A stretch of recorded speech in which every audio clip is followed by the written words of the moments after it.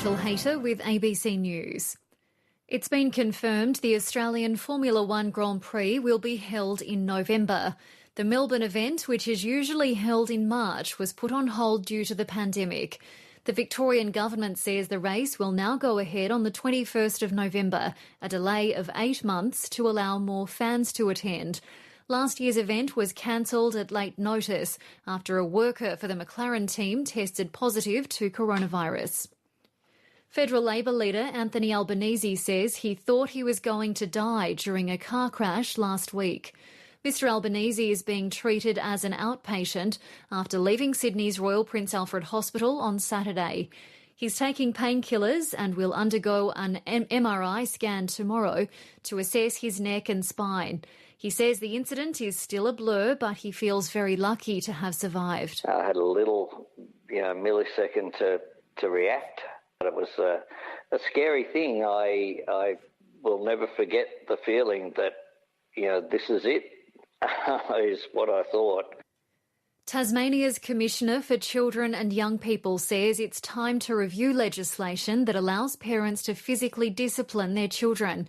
Monty Bovell has more. Section 50 of Tasmania's Criminal Code Act allows for a parent or person in the place of a parent to use by way of correction any reasonable force towards a child in their care. In 2003, the Tasmanian Law Reform Institute recommended the section be abolished or clarified. Children's Commissioner Leanne McLean says Tasmania could learn from countries which have banned corporal punishment of children. I don't think that is okay anymore in Tasmania.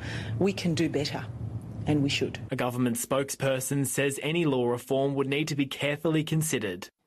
Police say they're speaking with a man who allegedly threatened to shoot a woman at an animal shelter in Melbourne's southeast last night. The woman in her 20s parked her car at the Lost Dogs home at Cranbourne West when the armed man approached her and tied her up.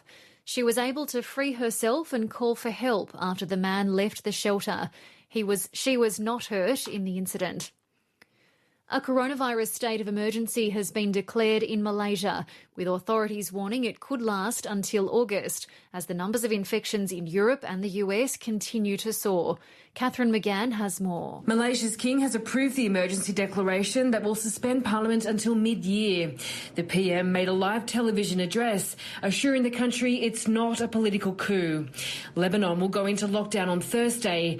The same day, WHO monitors are due to arrive in China to investigate the origins of the virus. In the US, more than 22.5 million cases have now been detected, including several gorillas at the San Diego Zoo. The British PM, Boris Johnson, is warning people against dropping their guard because the vaccine is rolling out, with the health system there at capacity. Search teams in Indonesia have sent a sophisticated underwater vehicle into the sea to help search for the black boxes from a Boeing 737 passenger plane that crashed on Saturday with 62 people on board. Indonesia correspondent Anne Barker reports. 3,500 rescue workers have joined the search for debris, bodies and the black boxes from the Sriwijaya airplane that plunged into the Java Sea. But the huge amount of wreckage and mud on the sea floor is hampering efforts to pinpoint the voice and data recorders. Search authorities say ping detectors have identified a rough location, but it's proving difficult to retrieve them. An extra 160 divers have joined the search along with a remote operated vehicle with technology to find the black boxes. Rescuers say a battery-operated torch led them to find a diver who was swept out to sea while nighttime diving off an Adelaide beach. The 45-year-old and 2 others were caught in a current at Port Noarlunga, south of Adelaide, last night. The woman's companions managed to swim to shore, but she was dragged about 1.5 kilometres out to sea. Police on the beach spotted the faint light from her torch and rescue boats plucked the woman to safety amid 2-metre swells.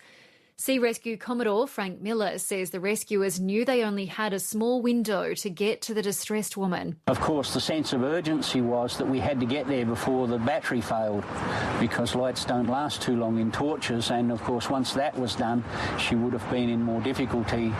You're up to date with the latest from ABC News. Thanks, Rachel. Let's have a look at tomorrow's weather for the capital cities.